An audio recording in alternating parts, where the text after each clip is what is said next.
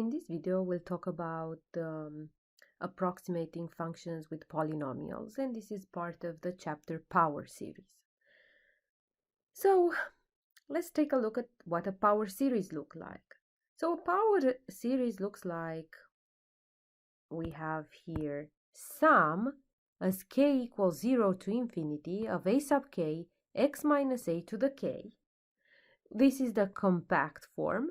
If we give values to k, if we give k value 0, we get a naught x minus a to 0, which is 1, so a naught, plus if k equals 1, a sub 1 x minus a. If k equals 2, a sub 2 x minus k squared, and so on for n. K equals n, it's a sub n x minus a to n. For k equals n plus 1 is this term, and so on. It's an infinite series. So where a, this value that we have here, is the center of the series and the coefficients a sub k are constants. So basically, if a equals 0, our power series is going to be sum equals 0 to infinity, k equals 0 to infinity. Sorry, I meant yes, a equals 0. So it's a sub k x to the k. So we have a naught plus a1x plus a2x squared plus dot dot dot and so on, right? So if a equals 2, for example, then we have sum as k equals 0 to infinity a sub k x minus 2 to the k. So every term is going to have a naught plus a1x minus 2 plus a2x minus 2 squared plus and so on. So now let's take a look at the linear and quadratic approximation. So if a function f is differentiable at a point a, it can be approximated near a by its tangent line. The tangent line provides the linear approximation to f at the point a. The equation of the tangent line at the point a, f sub a, f of a is y minus f of a equals f prime of a x minus a, right? So just take a look at this graph. If I want to approximate this function at this point, we would approximate it with the tangent line at that point. So basically, the tangent line of the point a and f of a is f minus, it's using the equation of the line passing through a point, y minus y1 equals m times x minus x1. So we also know that m, it's f prime at some point, at the point x sub 1. So that's how we ended up with this approximation, or with y equals f of a plus f prime of a times x minus a. So because the linear approximation is a first degree polynomial, we name it p sub 1 of x equals f of a plus f prime of a. We just equate this. Instead of y, we put p1 of x. With the conditions that p1 of a equals f of a, if we plug in a here, then it's going to give us f of a, and p1 prime of a, it's f prime of a. So, of course, a linear approximation, we have a linear approximation, but a quadratic approximation of a function would be a better approximation. So, p sub 2 of x is going to be f of a plus f prime of a x minus a plus c2 x minus a squared. So now the question is, if p sub 2 of a is f of a, if p sub 2 prime of a is f prime of a, and p sub 2 double prime of a is f double prime of a, what is c2? So our question is, what is c2? So let's do that. So I rewrote the problem, the polynomial, the approximation, f of a plus f prime of a x minus a plus c2 x minus a squared, and we want to find c2 given these conditions. So how do we do that? Well, let's calculate p2 prime of a. So p2 prime of a, we want to differentiate this relation there, f of a, it's a constant, so when we prime it, it gives us 0. Now here, I'm gonna consider as if I had to differentiate something like a 2x, right? I had a constant. If we differentiate that, we just get 2. So in our case, the constant is this. So it's going to be f prime of a plus, and then I have to differentiate this one, which is going to be 2c2 x minus a. So we know that this is equal to f prime of a, which is true. So I'm not going to use this first derivative to figure out anything. C2 will need another condition. So P2 double prime of A. Well, this is a constant prime, it's going to be 0. And this one prime, it's actually 2C2. But this one, we have the condition, it's F double prime of A. So that means C2, it's F double prime of A over 2. So in other words, the polynomial or the approximation of second degree, it's equal to f of a plus f prime of a x minus a plus f double prime of a over 2 times x minus a squared. So it would be fun to figure out P3. So let's do that. P3 of x is going to look like this. F of a plus f prime of a x minus a plus f double prime of a, which we just found, over 2 times x minus a squared, plus c3 x minus a cubed. And we want to find c3, knowing that p3 of a is f of a, p3 prime of a is f prime of a, P3 double prime of a is f double prime of a, and P3 triple prime of a, it's f triple prime of a. So knowing this, well, again, in order to end up to the third derivative, I have to go through the first two.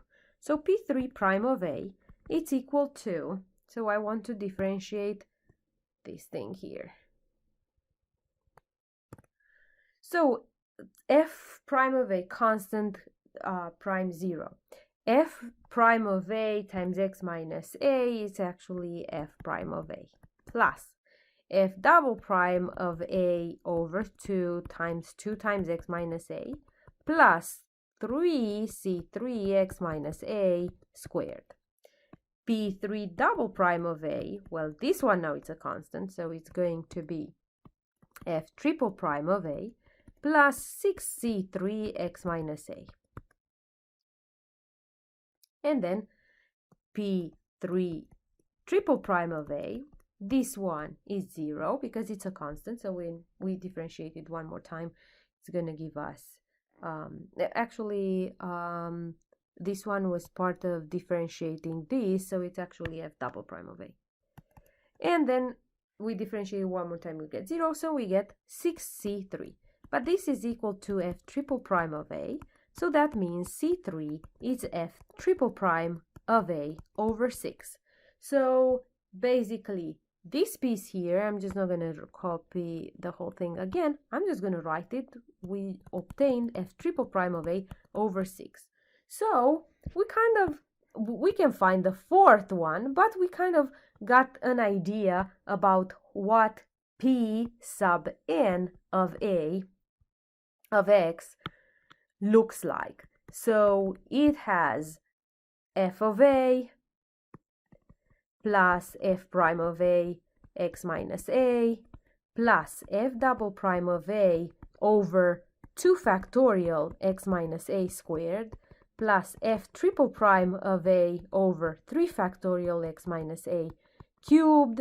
The next one would be f fourth derivative over 4 factorial x minus a to the fourth, and so on.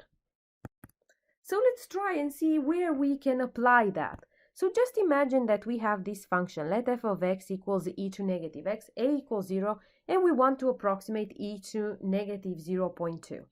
Find the linear approximation polynomial for the following function, center at the given point a. So I just wrote the linear approximation formula, f of x equals f of a plus f prime of x minus a. But since a equals 0, our actual function now it's f of x equals f of 0 plus f prime of 0 times x. Now f of 0, well, we know f of x, it's e to negative x, so f of 0 is e to negative 0, which is e to 0, which is 1. So in other words, f of x, it's 1 plus f prime of 0. Well, f prime of x is negative e to negative x, so f prime of 0 is negative 1. So we get plus negative 1 times x, or in other words, 1 minus x. So the linear approximation is f of x equals 1 minus x. So if we want to approximate e to negative 0.2, we are going to approximate it by saying 1 minus, well, if we just compare this negative x here, negative 0.2, so that means in my approximation here is x is 0.2, so it's minus 0.2, which is 0.8.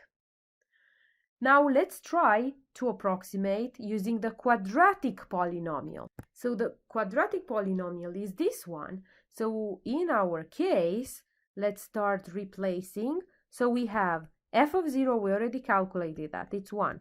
F prime of 0, we calculated that, is negative 1, so minus x. Plus f double prime of 0, so let me calculate, f double prime of x is e to negative x, f double prime of 0, it's 1. So then plus 1/2 x squared. This is f of x, so if I want to calculate, approximate e to negative 0.2, I will have to calculate f of 0.2, which is 1 minus 0.2 plus 1 over 2 times 0.2 to the second. And that equals 0.82. So very interesting, right? We got an approximation of e to negative 0.2 of 0.8 when we use linear and 0.82 when we use quadratic. So I want you now to type in your calculators e to negative 0.2 to find the exact value. And I get 0.8187307531. So very interesting, right? Our second, our quadratic approximation, it's very close to the actual value. So how useful these were when we couldn't use any calculators, right? We didn't have these scientific calculators that could calculate values like that. So now an important polynomial that we are going to use are Taylor polynomials. So the Taylor polynomial looks exactly like our expansion that we had before, f of a plus f prime of x minus a plus f double prime of a over 2 factorial x minus a to the second, and so on, terms that we obtained before. And so if we want to calculate the Taylor polynomials centered at x equals 0 for these functions, all we have to do is to calculate each derivative and replace it. So I'm actually going to do the e to the x. So first, I actually calculated what's h of x, what's h prime of x, what's h double prime of x, and I noticed that each of them is the same function.